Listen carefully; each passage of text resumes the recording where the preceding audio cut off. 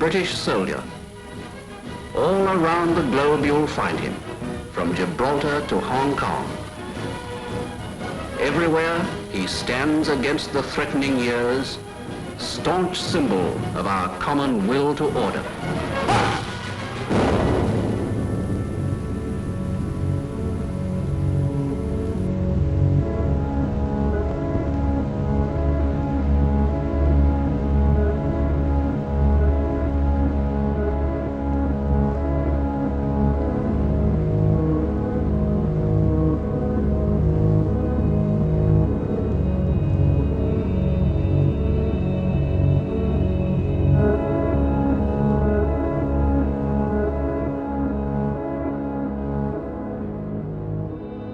El Imperio Británico, el imperio más grande que el mundo haya conocido.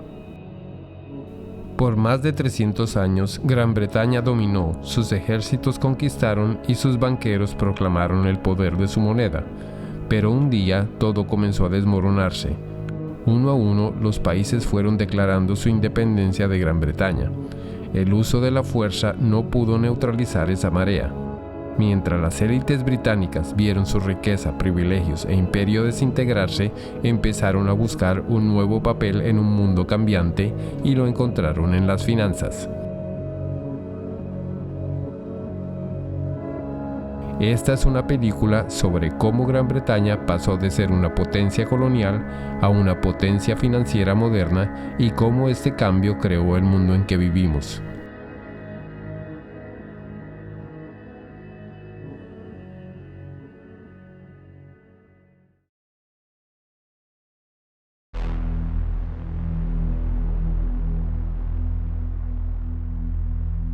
En los días del Imperio Británico, la City de Londres fue el mayor centro financiero del mundo. The City of London was the kind of beating financial heart of the British Empire. The historians Kane and Hopkins call it the governor of the imperial engine. All these countries in the empire used to use the sterling currency, and the City of London was kind of the financier of this zone, not just inside the sterling zone, but outside the sterling zone as well.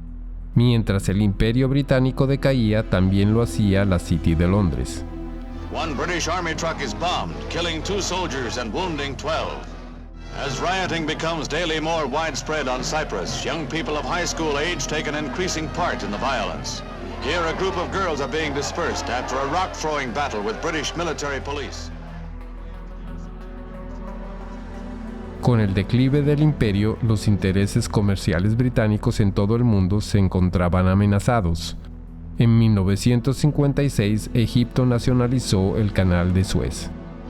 A new Middle East crisis arises as President Nasser of Egypt tells a wildly cheering crowd in Alexandria that Egypt has seized the internationally owned Suez Canal. France and Britain issue a 12-hour ultimatum. Within hours of its expiration, Britain's warplanes are winging their way to Egypt, and its bombers attack 5 key cities, including Cairo. Los Estados Unidos se oponían a la invasión y presionaron a Gran Bretaña y Francia para que retiraran sus tropas. There will be no United States involvement in these present hostilities. It is our hope and intent that this matter will be brought before the United Nations General Assembly. There, the opinion of the world can be brought to bear in our quest for a just end to this tormenting problem. La Gran Bretaña fue humillada. La crisis del Suez significó el fin de Gran Bretaña en su papel como una de las principales potencias del mundo. Following the crisis, there was a run on the sterling, on the UK pound. Some people suspect that the American government was encouraging this run on the UK pound. A medida que los inversionistas retiraban dinero de Gran Bretaña, el valor de la libra disminuía. Para protegerla, Gran Bretaña limitó los préstamos de sus bancos en el extranjero. They were not able to invest abroad, and obviously they were unhappy. And we don't know exactly the context, but it's very clear that the banks or their representative made a representation to the Bank of England, which in itself was dominated by representatives from the banking industry. It seems that they have reached an agreement which was never written, that if the banks intermediated between two non-residents in a foreign currency, in that case the dollar, that this particular intermediation, this particular deal will not be considered by the Bank of England under its own jurisdiction. Los bancos comenzaron a crear un mercado de dólares en Londres llamado el mercado del eurodólar, para diferenciar las actividades del mercado del eurodólar de sus actividades bancarias nacionales. Los bancos mantenían dos conjuntos de cuentas. El Banco de Inglaterra, el regulador del Reino Unido, declaró que las cuentas de mercado del eurodólar de Londres no estaban en Londres, sino en otra parte, y por lo tanto no tenía la responsabilidad de regularlas. It's about providing a legal space in which you pretend activity is taking place. And the importance of that is that you pretend it's not taking place in the economy where it really is taking place. So you're taking activity from the place where it's regulated and taxed and pretending that it's happening elsewhere. Now, where doesn't really matter, it's just elsewhere. Cuando los bancos estadounidenses se dieron cuenta de que Londres ofrecía la capacidad de evitar las regulaciones de Estados Unidos, trasladaron sus operaciones internacionales a la City.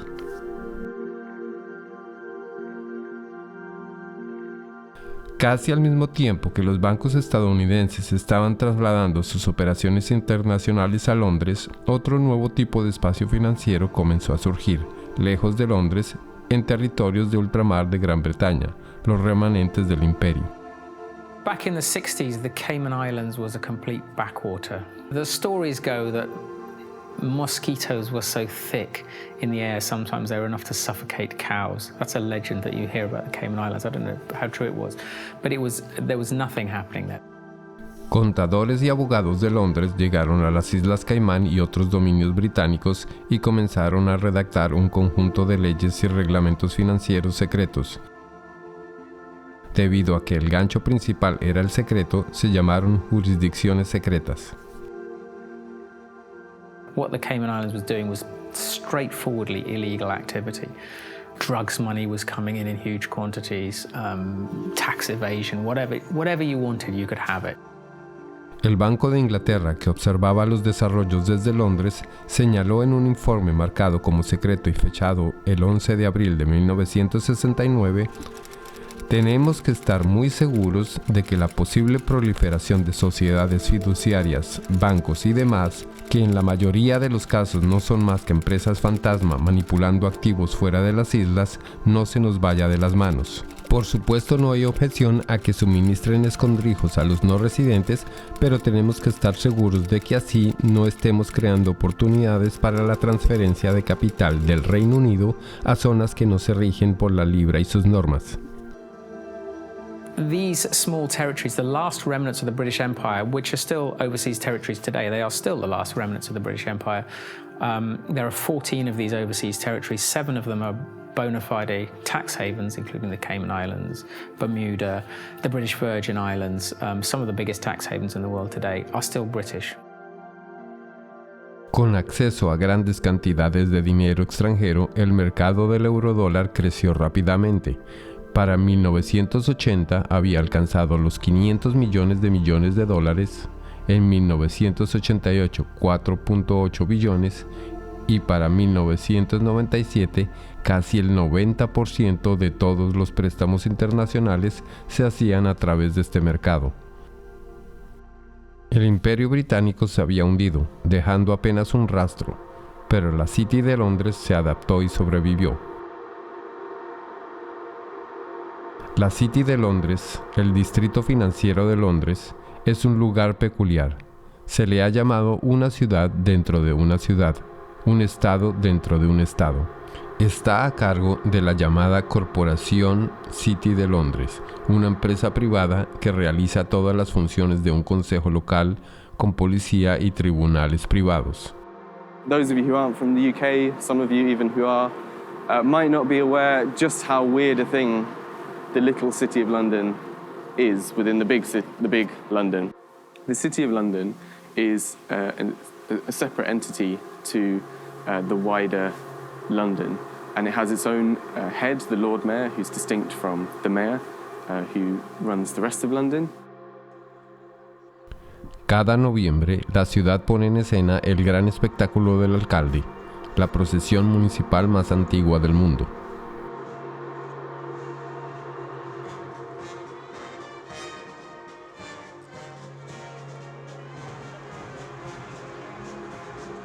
The City of London has long had this curious legal status because back in 1066, when William the Conqueror came over, the city was one of the only portions of England that he failed to conquer, and he struck a deal with the city in 1067 that allowed them to continue functioning. Todavía hoy, la ciudad de Londres está exenta de numerosas leyes que aplican para el resto de Gran Bretaña. Su sistema político se deriva de la Edad Media. El electorado de la City no está dominado por sus residentes, sino por las empresas privadas que operan dentro. Su alcalde es elegido por los jefes de los gremios medievales.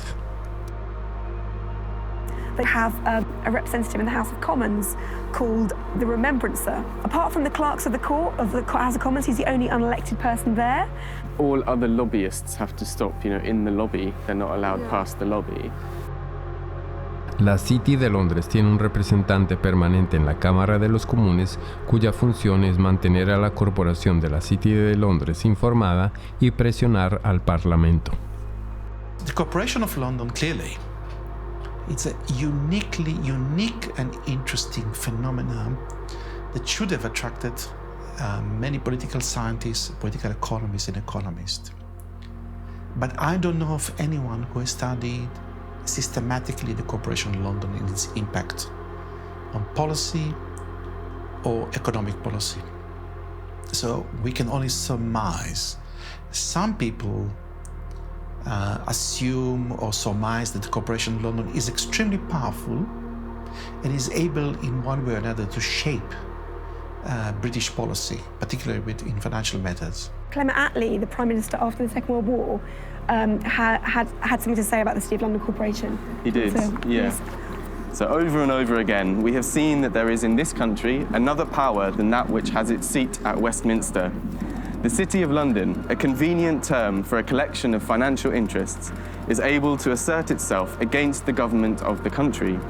Those who control money can pursue a policy at home and abroad contrary to that which has been decided by the people.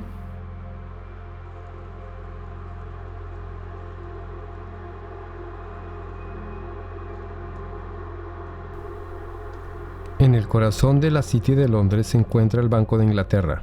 El Banco de Inglaterra no es solo un banco central, sino también un regulador financiero. Con la desaparición del imperio, el Banco de Inglaterra usó esa autoridad reguladora para ayudar a atraer bancos mundiales a Londres. En 1972, el Banco de Inglaterra emitió una licencia para el Banco de Crédito y Comercio Internacional, estableciendo su sede en Londres. En 10 años, el Banco de Crédito y Comercio Internacional se convirtió en el séptimo banco más grande del mundo. 10 años más tarde, el BCCI quebró. The Deputy Director of the CIA, Richard Kerr, said late today that the CIA did use BCCI to support CIA activities overseas. Pero el BCCI no solo había colaborado con los servicios de inteligencia del mundo, sino que se había involucrado extensamente en fraude financiero, lavado de dinero y financiación de terrorismo. BCCI constituted international global crime of a level that boggles the mind. BCCI was financing terrorism. The Bank of England knew it, says the report, but instead of supervising it properly, it tried to prevent the bank's collapse. I am saying very directly that the Bank of England had sufficient information in front of it to close BCCI 15 months earlier than it did. Millions of depositors were hurt in that process. Muchos denunciantes del BCCI contactaron al Banco de Inglaterra. Sin embargo, el Banco de Inglaterra no hizo nada. The Bank of England had plenty of time to intervene and investigate, but it did not do so because the tradition at that time, which still survives, is that, well, actually, you have to just kind of send hints and talk over lunch tables with the chaps regulating other chaps, and all would be well. Robin Lee Pemberton, el gobernador del Banco de Inglaterra en el momento del colapso del BCCI, comentó: "El actual sistema de supervisión ha servido bien a la comunidad. Si cerramos un banco cada vez que encontramos un indicio de fraude, tendríamos muchos menos bancos que los que tenemos en este momento". Londres era un lugar en el que los bancos participaban en negocios que no estaban permitidos en otros lugares, donde los directivos de bancos no tenían que preocuparse por las consecuencias de sus acciones. Esta es una de las razones por las que hoy hay más bancos en Londres que en cualquier otro centro financiero. In Britain, nobody goes to jail. No bankers go to jail. They generally don't. They are a protected species, and that is part of the offshore business model of the UK, is to say, we will protect you, we will bring your money here, we will look after you, we're not going to put you in prison, we'll let you do what you want. Regulación ligera fue una manera de atraer negocios a Londres. Otra fue la confidencialidad.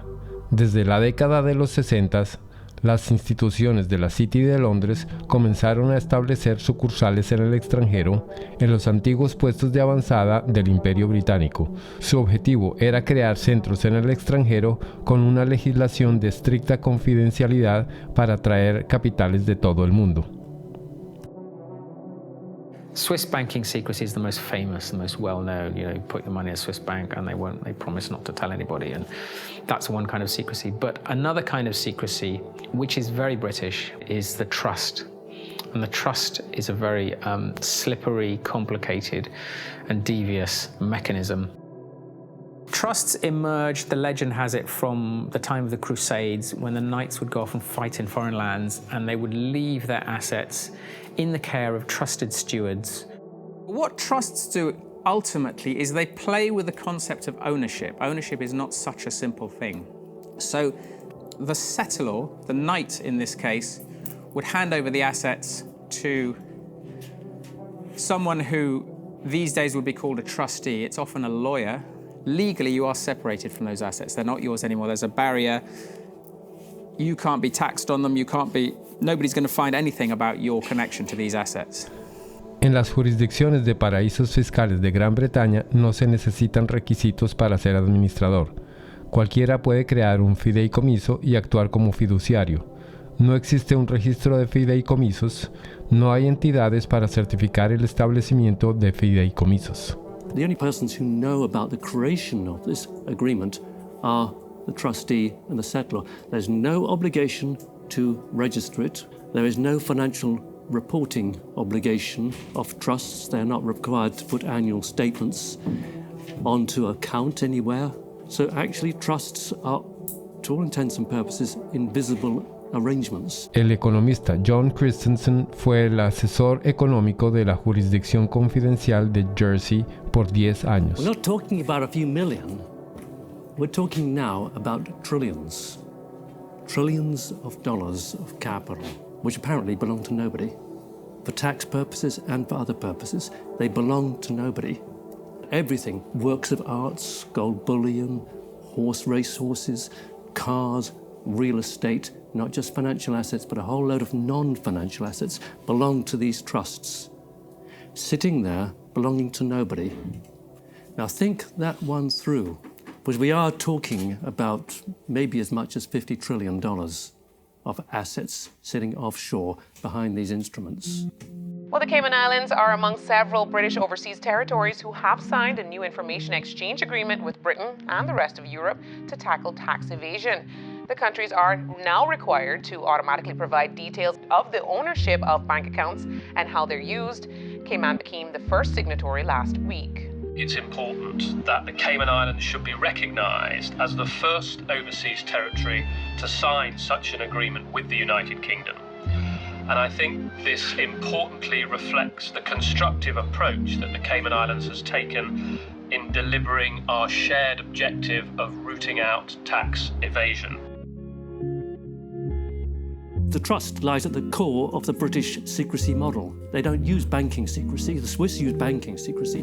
The British, of course, are only too willing to kill off banking secrecy because they will then capture a larger market share. That's why the Brits are doing this. Los fideicomisos son el componente básico de la confidencialidad anglosajona y forman la base sobre la cual se crean estructuras de paraísos fiscales complejas.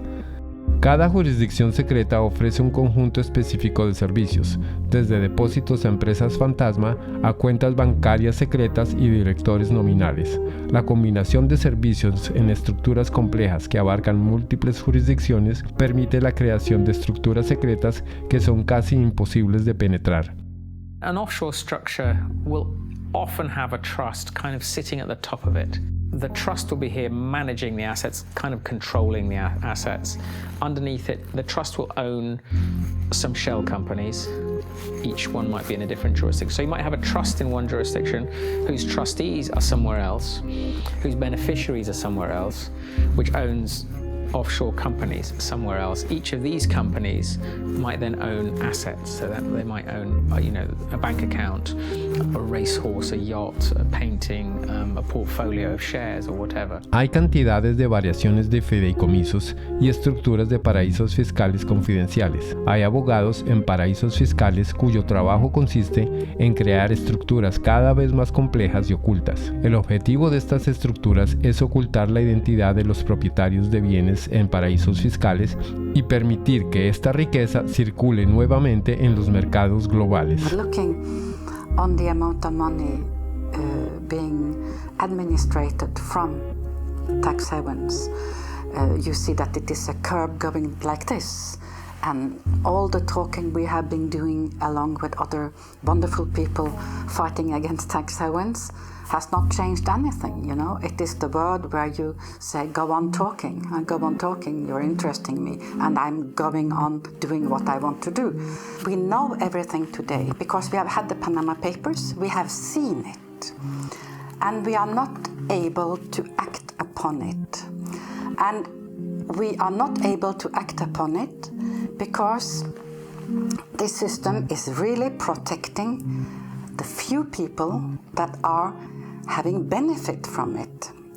And these are in percentage very few people, but they are powerful.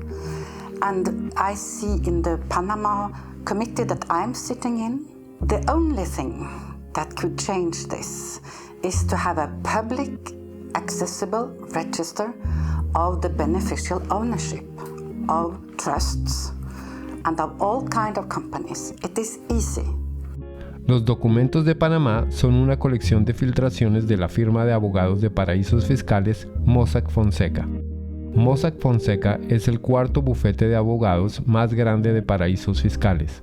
Los otros 9 de los 10 más grandes están registrados en jurisdicciones británicas de ultramar. Cuando los países se quejan con Gran Bretaña acerca de las actividades que se desarrollan en sus paraísos fiscales, la respuesta británica es que son independientes y que no hay nada que pueda hacer. I've heard time and time again from officials in Berlin and in Paris and in Washington and in other countries that they've been told by the British government that yes, they're well aware of what's going on in Jersey and they think it's very unfortunate, but they don't have the powers to intervene. Well, that's a straightforward lie. They do have the powers to intervene. They just choose not to. Britain plays this kind of game of pretending, when it suits them, to pretend that these places are independent. At the end of the day, Britain appoints the governor, appoints lots of senior people in these places. They're responsible for foreign relations and defence, and also they can veto their legislation as well. So Britain has a massive degree of control. Basically, it is controlling these places, allowing them a little bit of political space. Durante su tiempo como asesor económico de Jersey, John Christensen viajó con frecuencia a Londres para reunirse con varios departamentos del gobierno británico. As economic advisor, I had a lot of contact with different departments. Traditionally, UK governments have tried not to interfere in the domestic affairs of places like Jersey, so it happens in a more subtle sort of way. You kind of go and talk to someone either at the Home Office or the Treasury, and they'd say, well, I'm not actually particularly keen on this piece of legislation. It might be a good idea if you didn't go down that route. And over a cup of tea, that's quite a strong signal. That's a signal, go back to the island and say, they don't want you to do this. El gobierno británico prefiere no interferir abiertamente. En cambio, comunica sus deseos a través de conversaciones informales. No hay rastros de papel o declaraciones oficiales. Las conversaciones se llevan a cabo a puerta cerrada. The relationship that these places have with London is very much about the British establishment and people understanding each other. I mean, anybody who is British or knows British people knows that communication between us is often very subtle, and you have to kind of know the codes when people say stuff. I mean, a lot of irony involved and a lot of kind of codified language, the British establishment, that people kind of understand how it works. And I think that is very much the case with the British relationship with the tax havens. I think there's a lot of understanding of what we can and can't do without anyone having to actually spell it out. Al mantener su poder oculto, Gran Bretaña puede decir que estas jurisdicciones son políticamente autónomas. Independence for Cayman is not on government's agenda. That's the message being sent to the UN Special Committee on Decolonization.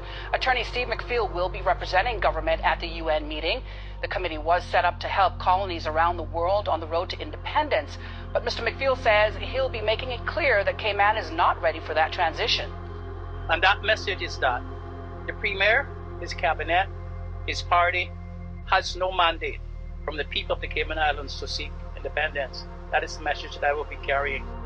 Cuando las Bahamas declaró su independencia de Gran Bretaña en 1967, los banqueros de paraísos fiscales se reubicaron en las Islas Caimán y desde allí continuaron su negocio. La conexión británica hizo que los banqueros y sus clientes se sintieran seguros de que su dinero estaba a salvo. This British bedrock, that is what has allowed these places to become so trusted by the financial services industry and offshore finance and all these people. En realidad, gran parte de la riqueza administrada en paraísos fiscales británicos se controla desde Londres. The City of London, by and large, likes to do its really dirty work outside London. There might, heaven forbid, be a regulator who actually takes the job seriously and starts to prosecute them for fraud in London. So better to do the frauds offshore in Gibraltar or Jersey, where there's much less risk that a serious prosecution will ever happen. Los tratos son a menudo discutidos y cerrados en Londres, pero luego registrados en paraísos fiscales, por razones impositivas, regulatorias y de transparencia. What they allow the city to do is to get involved in dirty business, but then when the scandal hits, to say, well, they're kind of independent, there's nothing we can do about those places, that's not us, that's tax haven activity, and we're the city, you know, we're not involved in that kind of stuff. So it's an incredibly kind of convenient relationship. The City of London has shaped the way in which Jersey, Guernsey and the British Overseas Territories have developed as tax havens. I see these places as the Frankensteins created by the City of London. Hoy en día, el Reino Unido es el mayor proveedor mundial de servicios financieros internacionales. The UK has an almost unique role in global finance.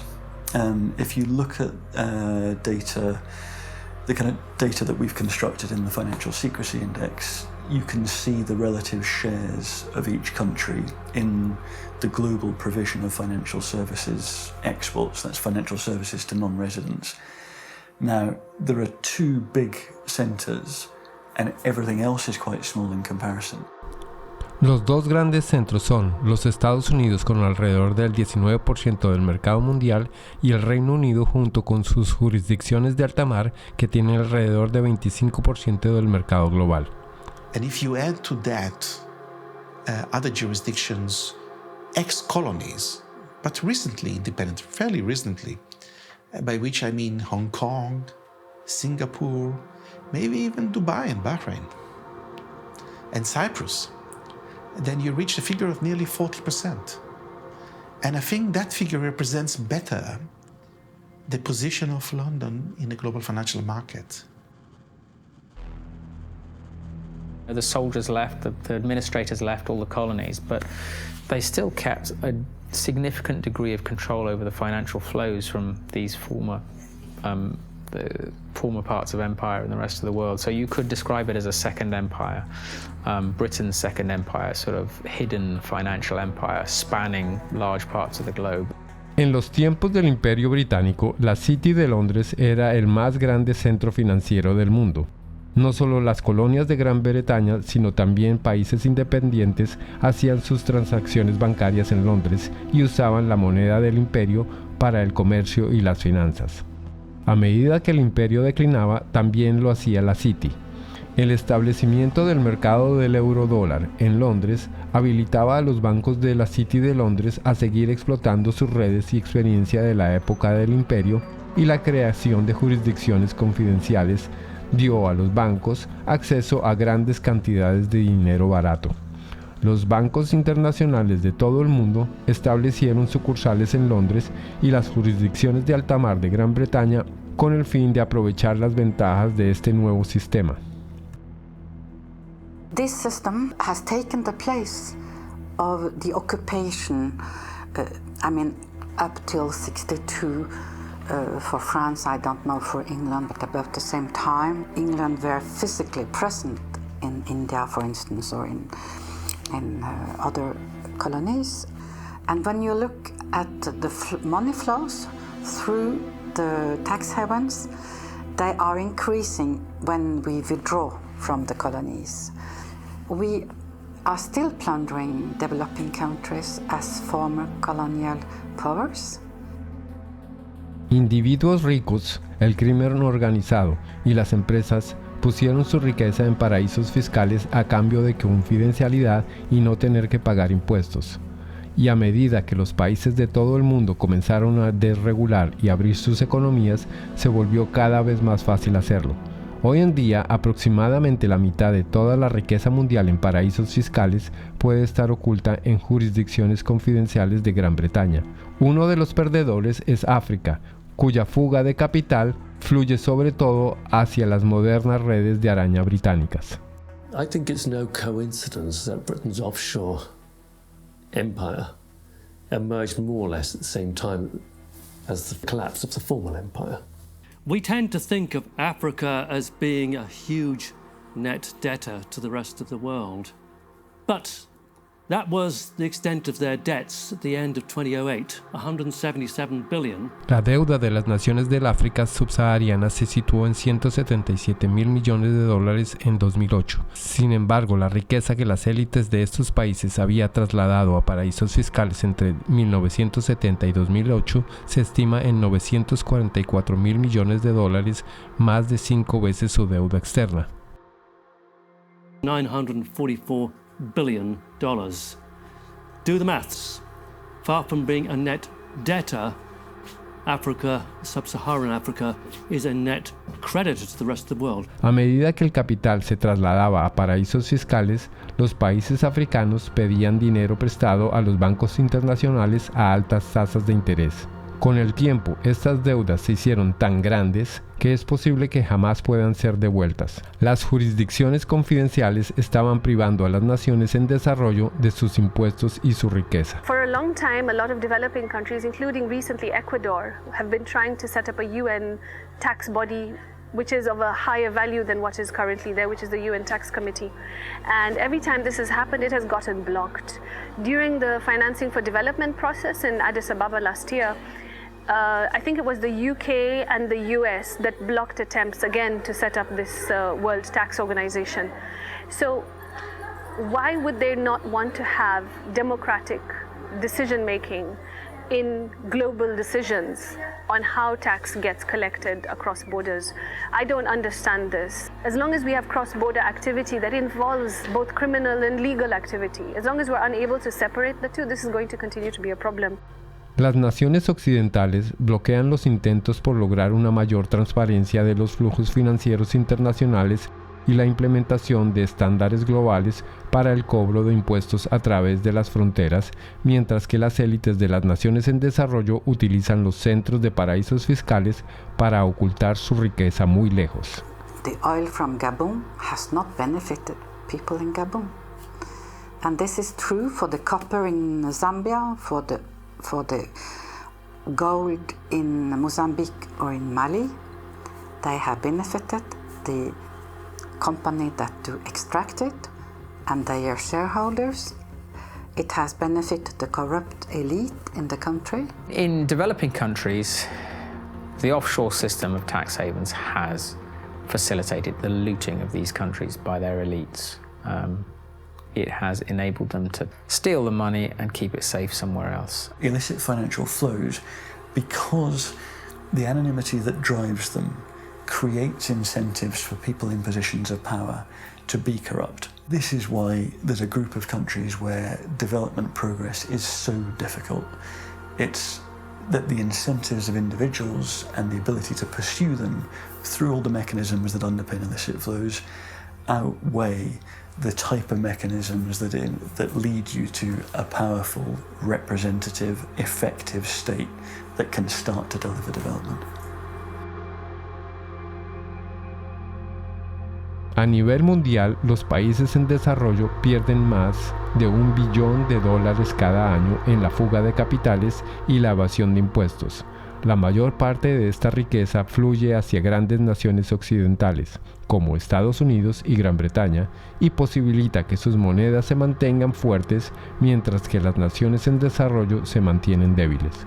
Sin embargo, los flujos ilícitos hacia los países occidentales tuvieron otro efecto secundario inesperado.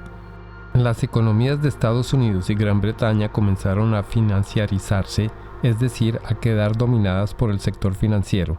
Los orígenes de esta financiarización o desindustrialización se remontan a la década de 1960.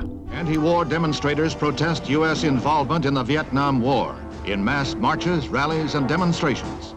President Johnson, meanwhile, let it be known that the FBI is closely watching all anti-war activity. En la década de 1960, el economista estadounidense Michael Hudson trabajaba en el banco Chase Manhattan en Wall Street como economista de balanza de pagos. During the 1960s, the United States balance of payments deficit was entirely a result of foreign military expenditures. Los dólares fluían hacia afuera de los Estados Unidos como resultado del costo de la guerra de Vietnam. Estados Unidos intentó evitar que los dólares que fluían a Vietnam fueran depositados en bancos extranjeros. The government asked Chase to set up a branch in Saigon during the Vietnam War, and as you can imagine, it didn't have windows. It was sort of a fortress. It lost money, but the government went to Chase because it said, if you don't get this money that's being thrown off by the military in Vietnam, then it's going to go into French banks. It'll get to General de Gaulle, and you know what he's going to do every month. He's going to cash it in for gold. That's what the United States was trying to stop. Los Estados Unidos no tuvieron éxito en detener la pérdida de dinero, por lo que comenzaron a tramar un plan diferente. En 1967, un ex empleado del Departamento de Estado le entregó una nota a Michael Hudson. In 1967, I was given by a former State Department employee in the elevator at Chase Manhattan a memo from the State Department urging that Chase Manhattan would take the lead in helping the United States become the Switzerland of the world, meaning the flight capital. The State Department, through Chase, asked me to estimate how much money do you think is available if America were to become the new Switzerland, and how do we do it? The plan was to organize offshore banking centers in the Caribbean and elsewhere, and the hot money wouldn't come directly into Chase because that wouldn't be nice and very legal. What happened was that the Latin American criminals, other criminals, drug dealers, all sorts of organized crime, would put their money in the offshore Caribbean banks, and these offshore banks would then deposit the inflow in the head office. Al mover dólares de los paraísos fiscales de nuevo hacia los Estados Unidos, podían detener la salida de dólares y mantener el valor de su moneda. every country looks to its foreign exchange rate. And the foreign exchange rate is not only imports and exports, it's capital movements. And if you look at the International Monetary Fund's monthly international financial statistics, you have sort of a steady balance of trade, a steady immigrants' remittances. What goes up and down are called errors and omissions. What the United Nations and the IMF call errors and omissions are flight capital. It's the reason that it's omitted is they don't like to really look at this. In the 1930s, Roy Ovid Hall, economist for the U.S. Commerce Department, wanted to include criminal movements in the balance of payment statistics. And Congress got very upset. I was told in Washington the argument was, we're a Christian country. We don't want to report crime. It's just, don't look at it. And they forbid him to include criminal money in the balance of payments. I guess now you call it errors and omissions. You don't call it criminal inflow and outflow. En la década de 1960 y 70, Gran Bretaña se enfrentó a un dilema similar al de los Estados Unidos. El dinero salía y eso disminuía el valor de la libra. Gran Bretaña se dio cuenta también que podía apoyar el valor de su moneda abriendo su mercado interno a los billones de dólares que pasaban a través de sus paraísos fiscales. Pero al igual que en los Estados Unidos, esto tuvo un efecto secundario inesperado. The British banks today, just as in the 19th century, don't put their money into British manufacturing. They put their money into real estate speculation, into financial speculation, foreign currency trade. So the financialization of London has helped deindustrialize the country because it's enabled sterling to be supported by this huge inflow of hot money, this inflow of drug dealing money and criminal money and tax evasion money all over the world that is going to London instead of going to Switzerland, Liechtenstein, or the Caribbean.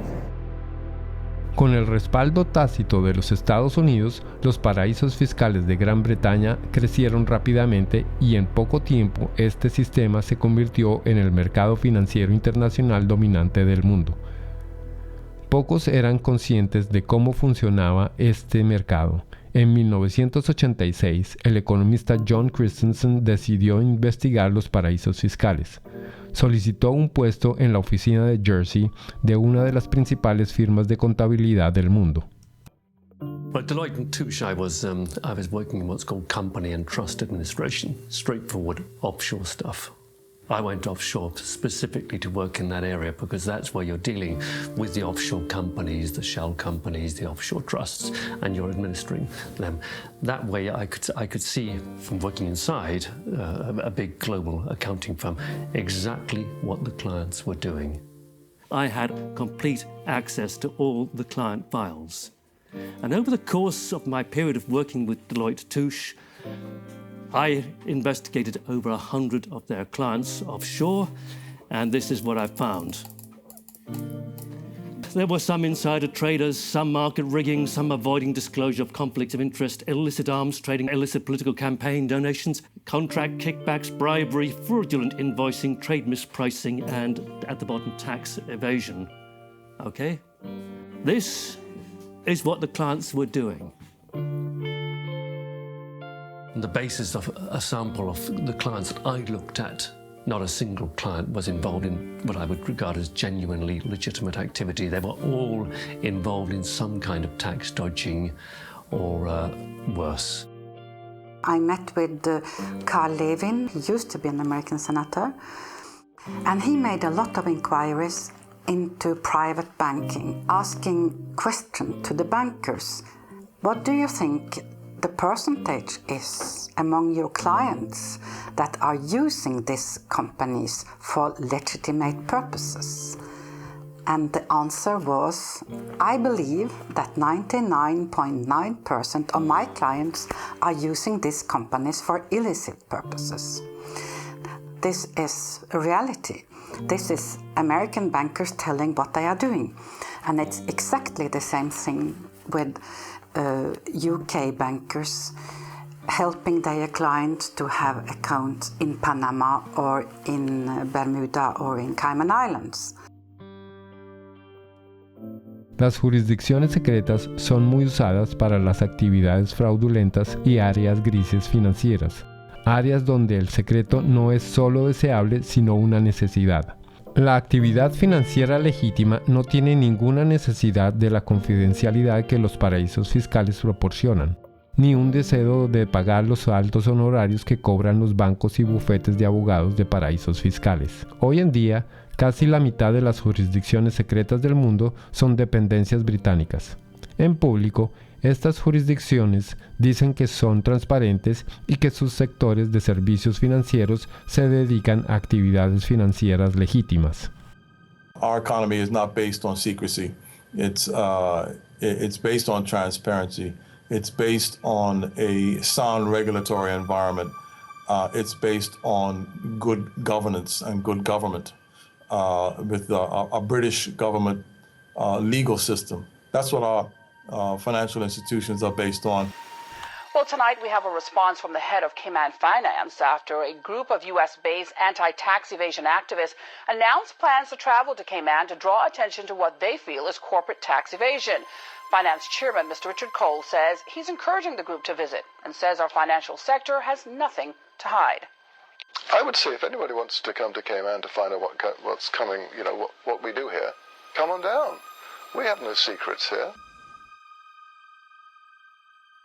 When I went to the Cayman Islands back in 2008, I think it was, I called the government spokesman and he said, okay, we have had an order from on high that nobody is allowed to speak to you. You are off limits. En 2011, el periodista Nicholas Saxon publicó Las Islas del Tesoro, un libro pionero sobre el sistema de paraísos fiscales. The author of a series of international media reports says he would welcome a debate with Cayman Finance Chair Tony Travers. Mr. Travers recently called Nicholas Saxon an imbecile with the understanding of an 11-year-old. There are always going to be the politics of envy. Now, the politics of envy are exacerbated by imbeciles who don't actually understand what's going on in the Cayman Islands. I don't know what he's talking about. And furthermore, he doesn't know what he's talking about. Las Islas Caimán son el quinto centro financiero más grande del mundo. Tiene 80.000 empresas registradas, más de 3/4 partes de los fondos de cobertura de alto riesgo del mundo y 1.9 billones en depósitos. Tiene una población de 60.000 habitantes y aproximadamente equivalente a los sin techo de Nueva York. Una extraña mezcla de personajes puebla el mundo de paraísos fiscales. Exalumnos de colegios públicos británicos, miembros de los servicios de inteligencia del mundo, criminales globales, lores y damas surtidos y banqueros en abundancia. Con tanto en juego para tantos individuos ricos y poderosos, puede que no sea una sorpresa que los paraísos fiscales británicos hayan desarrollado curiosos mecanismos para prevenir la filtración de información. For many people who work offshore and who don't like what they're doing, it's very hard indeed to dissent because they will be attacked personally with a degree of viciousness which is quite extraordinary. Most of the time, the instruments of suppression are relatively sophisticated. You won't get promotion by doing this, or your family won't like it. It's not generally, let's slam them in prison. That's far too crude. We are talking about very substantially, the establishment, the British establishment in these cases. The mechanisms are very, very subtle. Sort of ostracism is one way of doing it. These peculiar mechanisms for, if someone tries to blow the whistle, you find all sorts of methods that aren't just fire them, you give them far too much work to do, you steer them in a different direction. Una persona que está íntimamente familiarizada con las formas de represión en los paraísos fiscales es el ex senador de Jersey y ministro de Salud, Stuart Siveray. En 2009, él filtró un informe sobre una enfermera acusada de matar a pacientes en el hospital de Jersey. It all came to a head during a state's debate on Tuesday the 10th of March. Senator Stuart Siveray brought the sitting to a standstill, claiming Senator Jimmy Pershard had sworn at him and told him to go and top himself. Senator Pershard denied the claim, saying, "I absolutely refute that." But less than a week later, he was forced to admit he had lied. Senator Pershard has now admitted that on another occasion he did tell Senator Stuart Sivray to go and do everyone a favour and slit his wrists. I was arrested at my house one morning by 6 plainclothes police officers. There were another 2 specialist data search police officers on hand, and also another 2 police officers in full body armour of one of those battering rams they kind of use in drugs raids. So 10 police officers descended on me without a search warrant. The property was turned over from top to bottom. All of the computers were seized and searched. All kinds of private constituency data was stolen by the police. Poco después de comenzar el rodaje, un oficial de policía salió de la estación y cuando pasaba sonrió a la cámara. El oficial iba en camino de probar las sirenas de su moto, lo que hizo a intervalos durante gran parte del resto de la entrevista. When it came to prosecuting me, Stuart Sivray fue procesado en virtud de la Ley de Protección de Datos. Now, when the authorities were prosecuting me, I claimed that this was a legitimate public interest disclosure defence. And I, with an expert witness, was able to produce a set of reports that effectively destroyed the prosecution case. En reacción a esto, los jueces decidieron que la defensa de Stuart Sivray, que había filtrado el informe en interés del público, ya no sería admisible. Pero el juicio continuó de todas formas sin defensa. Durante los últimos 7 años, Stuart Sivray ha sido repetidamente llevado a los tribunales y encarcelado 3 veces. Él no sabe si la persecución va a terminar ni sabe cuándo se encontrará nuevamente tras las rejas. To look at Jersey from the outside, it looks like it's got a prosecution system, it looks like it's got a court and a legislature, but none of it's real. It's a Potemkin village. None of these systems in Jersey meet the tests of being objective or actually functioning properly. The experience that Stuart Sivray had is, he's perhaps at the blunter end of the scale. He was simply suppressed and taken to court on trumped-up charges. So let's carry on pretending to do the interview. They might get bored. This is the kind of how oppression happens in Jersey. You see, all kinds of little things get done to harass people. Even they don't often go to the kind of extremes that they did against me in terms of actually arresting me and putting me in prison. But the authorities use all kinds of other lesser little methods to interfere with people, kind of sabotage things. Obstruct people, make life difficult for people. If you annoy the establishment in Jersey, you won't get a job here. Your children won't get decent jobs. That's kind of how it works. I went to Jersey in March 2009 with Nick Shaxson. About 24 hours after we arrived in Jersey, we were there for several days. Nick said, have you noticed that we're being followed? Ever since we arrived at the airport, we've been followed. He said, don't look now, but we're being followed now. Turns out he was quite correct. We were being followed. And I found that very disturbing indeed.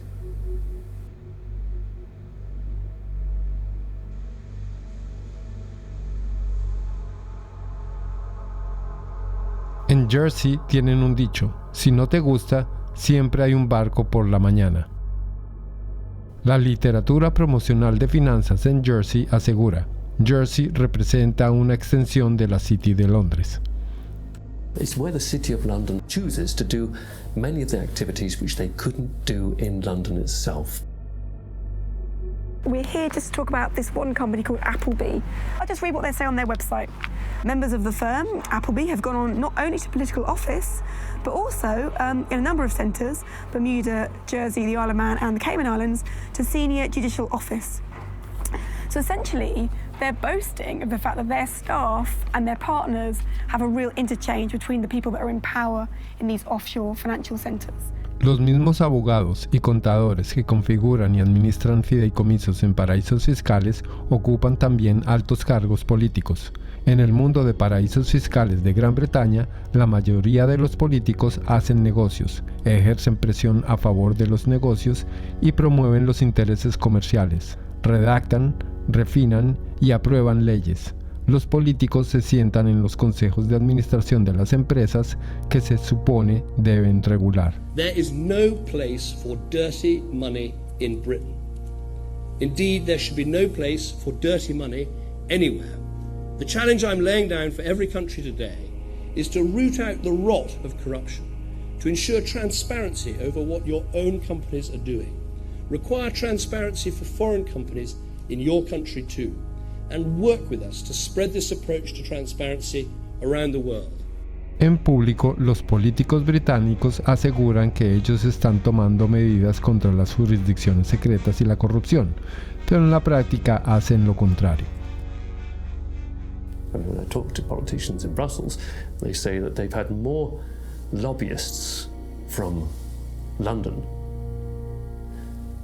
and including politicians, come to them to protect the City of London's interests than they've had from every other European member state combined, which gives you some idea of the extent to which British politicians see themselves as essentially lobbyists for the City of London.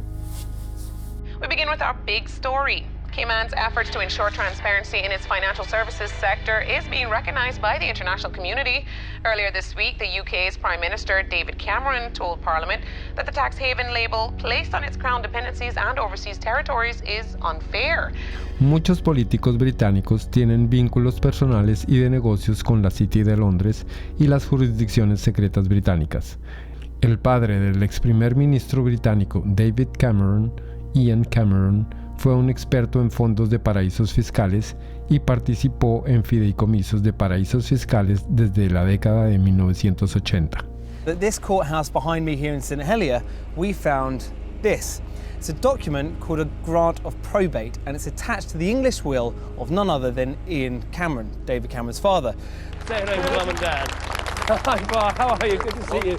Ian Cameron was certainly a wealthy man. In 2009, his personal fortune was estimated by researchers for the Sunday Times Rich List at £10 million.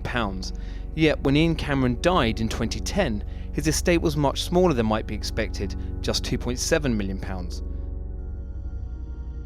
In many cases, it's the politicians and their cronies and their families and so on, and the business people who sponsor the political parties, who are using these offshore services themselves. So they've got no personal interest in closing it down. If they wanted to close it down, they could do it tomorrow. The fact of the matter is they don't want to do it because they themselves are complicit with the process.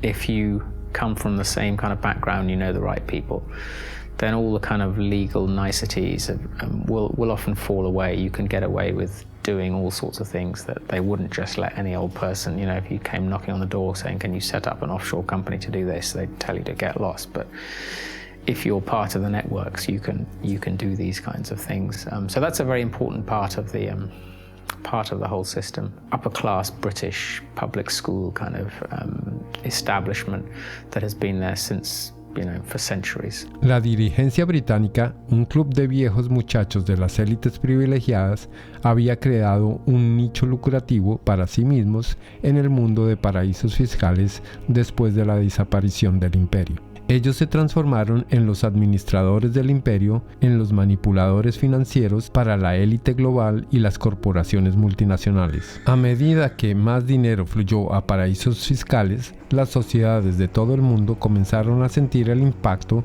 del mundo de paraísos fiscales. The reality is not what you believe, that your prime minister has the power to decide on the future of your country. The power is hidden here. We have country after country around the world where the lack of financial transparency about taxation, about ownership, about corruption has undermined the extent to which governments deliver representative policy making for their citizens. We have extreme cases like the hiding of tax evasion by people in finance ministries in Greece, in France, but we also have this system that in general is geared towards anonymous company ownership, the anonymous ownership of properties across London, of half of the land in Scotland. You know, do we really think there's any circumstances in which governments work better, in which markets work better, in which the distribution of income and assets is better when we allow so much to be hidden? Who wants to not know who you're doing business with? Who wants their government to have people working for it, or to be led by people whose assets are hidden, whose financial transactions are conducted anonymously offshore? You know, this is a bad direction for the world. We need the citizens to understand what is happening, that they are the ones who is carrying the burden, and that some individuals having the power are exonerating themselves. Ordinary people are paying taxes, rich people are not. So this is inequality, and it is leading up to populism, because it shows so clearly that the people today leading the world are not able to take care of the interest of ordinary people.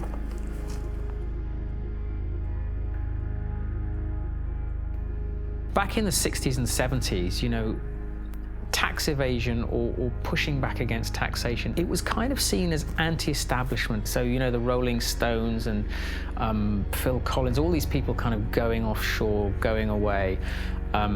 It was seen as a sort of rebellious thing to do. And if you fast forward to the present day, now that is the establishment. The offshore system is the establishment. Hoy en día, los paraísos fiscales son la forma como las élites y corporaciones multinacionales conducen sus negocios. La evasión de impuestos es la manera de hacer negocios. This kind of sophisticated cheating requires a huge infrastructure. We like to talk about the pinstripe infrastructure of highly educated people who think it is their right to help others to cheat societies. We have a new mafia in town. It does not actually shoot people, does not put bullets in their kneecaps, but its trade is just as deadly. It deprives people of opportunities to have healthcare, education, security, justice, and essentially a fulfilling life. Los contadores forman la columna vertebral del sistema de paraísos fiscales. Ellos administran las estructuras que permiten a los individuos y empresas llevar su dinero lejos y evadir impuestos. There are about 2.5 million professionally qualified accountants on this planet. About 330,000 are in the UK. Well-known people, well-dressed, well-fed, highly paid, are sitting in city centre offices, and they are paid to dream up tax avoidance schemes for individuals and for corporations. We can all elect a government which says, vote for us, we will give you better healthcare, better education, better security. And next day accountants say, sorry about that folks, you elected this government, but we actually got a tax avoidance scheme, and the Amazons and the Googles and Microsofts won't be paying any taxes in your jurisdiction. Too bad you voted for it, but actually you're going to get something else. So it's a crazy world that part of the business model at big accountancy firms is how to deny public the services by erosion of tax revenues. And these firms are then rewarded with government-funded contracts, and the same firms are then advising local governments and the central governments, and the same firms then report on the company accounts and tell us all is well. When I argue this with a Pricewaterhouse partner in a face-to-face debate, he said, Professor Sicker, you never give us credit for anything. We generate millions of dollars of revenues, and we have lots and lots of satisfied clients. What is your problem? And my response was very simple, that's the language of drug pushers and pimps.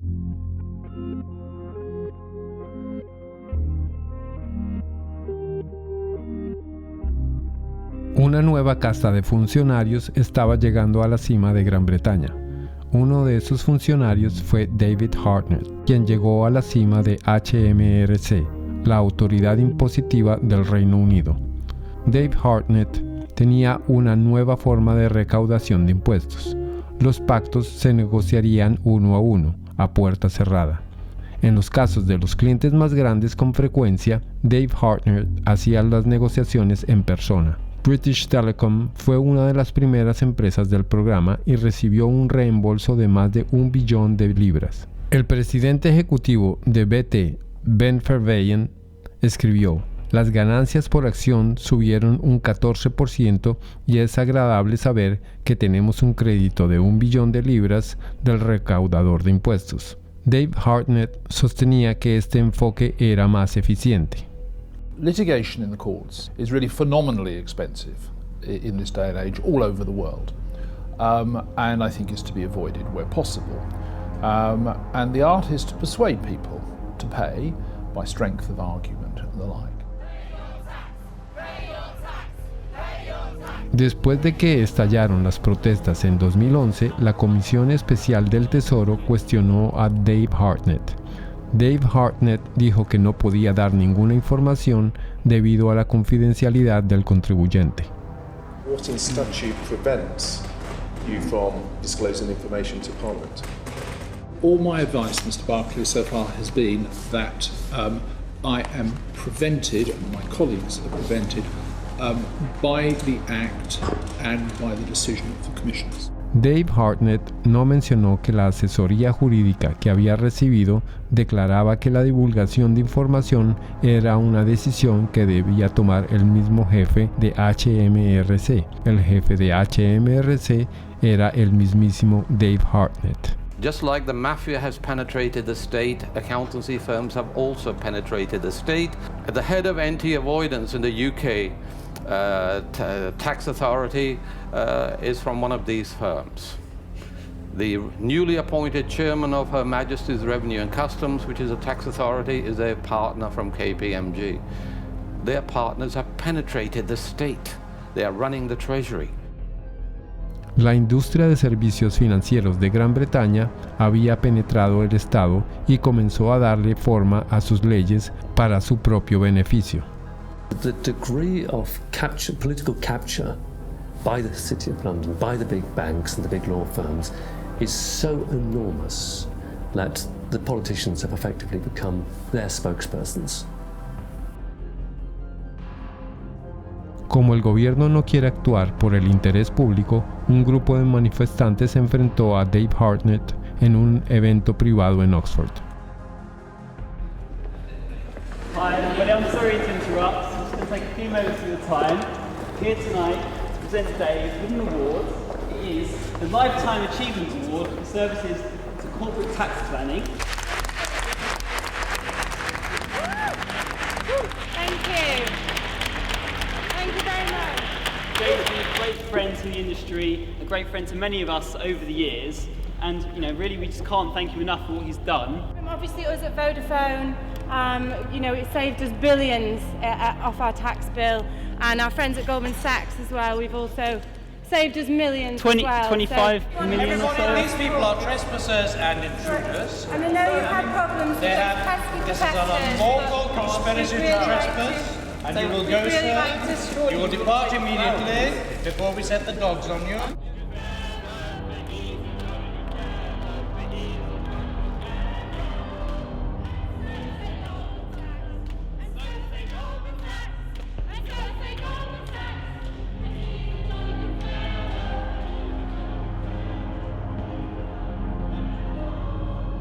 Go. You're trespassing. So sorry. Please You are trespassing, scum. Go.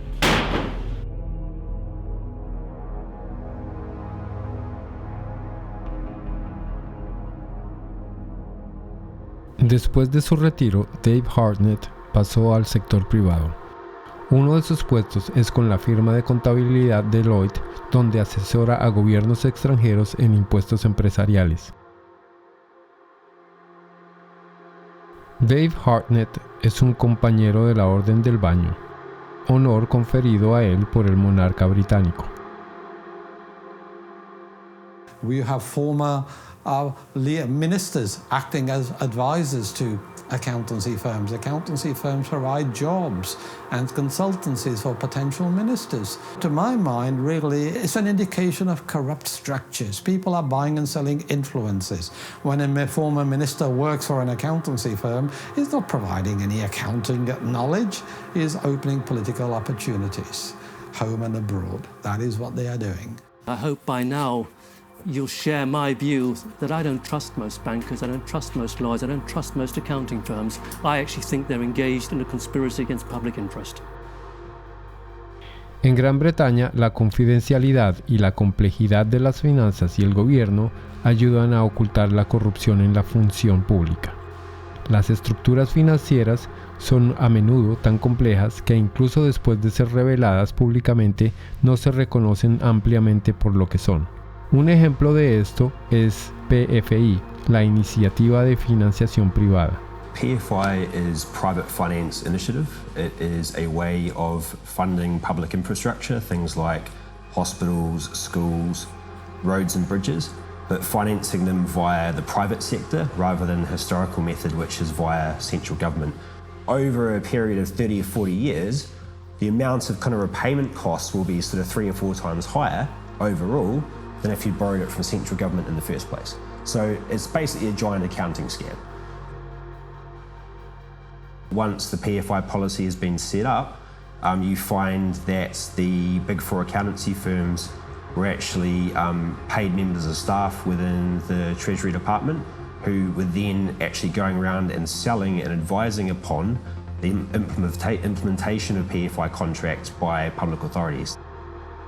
Effectively saying, come to us and we will show you how to derive the most benefit from it. In other words, how to perhaps exploit the legislation.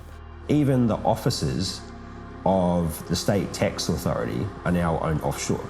HMRC, which is the tax collector here in the UK, their offices are owned in Bermuda by a company called Mapley Steps.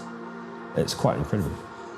La compañía propietaria del contrato IFP para hacer funcionar la oficina central de HMRC pidió prestado dinero a inversores de paraísos fiscales a un interés del 15%. Como el interés era tan alto, la empresa perdía dinero y por ello no pagaba impuestos.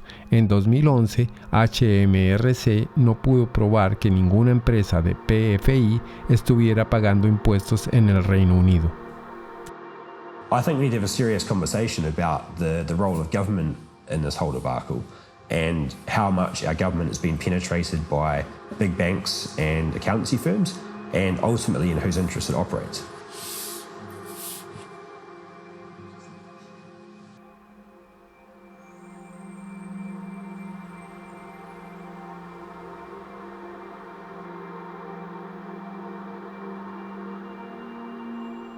The reason we were protesting outside the Africa PPP conference is that we wanted to make sure that citizens back in Africa should hear about the fact that such policies have been a complete failure here in the UK. We know that these products are not being marketed to African countries in their own best interests. Their only motivation is to spread the reach of financial services into new markets. It's all being promoted in the interest of the City of London. What you're seeing is basically a second form of colonialisation. You've had initially occupation, resource extraction, and through that process, countries like Britain, which have had a large offshore empire, have developed significant networks, and now those networks are being used to promote and exploit financial services.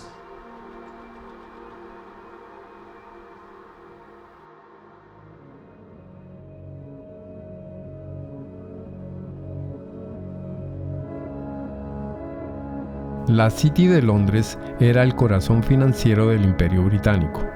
El Imperio de Gran Bretaña decayó y la ciudad se transformó de un centro que operaba la maquinaria financiera del imperio en un centro financiero global. Antiguos e insignificantes puestos de avanzada del imperio se volvieron la base de una telaraña de jurisdicciones secretas en paraísos fiscales que capturaba la riqueza de todo el mundo y la canalizaba a la City de Londres.